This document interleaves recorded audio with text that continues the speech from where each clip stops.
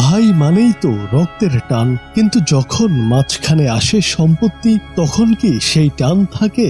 এক ভাই ক্ষমতার জোরে খেলেন অন্য ভাইয়ের সম্পত্তি। তখন হয়তো ভেবেছিলেন শক্তিই শেষ কথা, কিন্তু না, সময় সব হিসাব মিটিয়ে দেয়। বহু বছর কেটে গেল, যেই ভাইয়ের সম্পত্তি খাওয়া হয়েছিল তিনি শুয়ে আছেন মৃত্যুশয্যায়। শেষ সময় এসে জোর করে সম্পত্তি খাওয়া ওই ব্যক্তি ভাইয়ের পাশে বসে ভাঙা গলায় বললেন, ভাই আমার ভুল হয়ে গেছে, আমাকে ক্ষমা করে দে।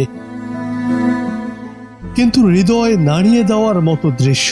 মৃত্যু পথযাত্রী ভাই কিছুক্ষণ তাকিয়ে রইলেন, তারপর হাত তুলে ইশারা করলেন চলে যেতে। হয়তো তিনি বোঝালেন, না, এই ক্ষমা আমি করতে পারবো না। বারবার হাত নাড়িয়ে চলে যেতে বললেন জোর করে সম্পত্তি খাওয়া ভাইকে। অন্যদিকে ক্ষমা চাইতে আসা ভাই ভেঙে পড়লেন কান্নায়। সেই কান্নায় ছিল আফসোস, ছিল অনুশোচনা, কিন্তু তখন আর কিছুই করার ছিল না। সেই দৃশ্যের ভিডিও ঝড় তুলেছে ফেসবুকে। লাখো মানুষ দেখেছেন ভিডিওটি। ভাইয়ের সম্পত্তি জোর করে ভোগ করার কথা উল্লেখ করে অনেকেই লিখেছেন, কতটা কষ্ট পেলে মানুষ মৃত্যুর সময়ও ভাইকে ক্ষমা করতে পারে না।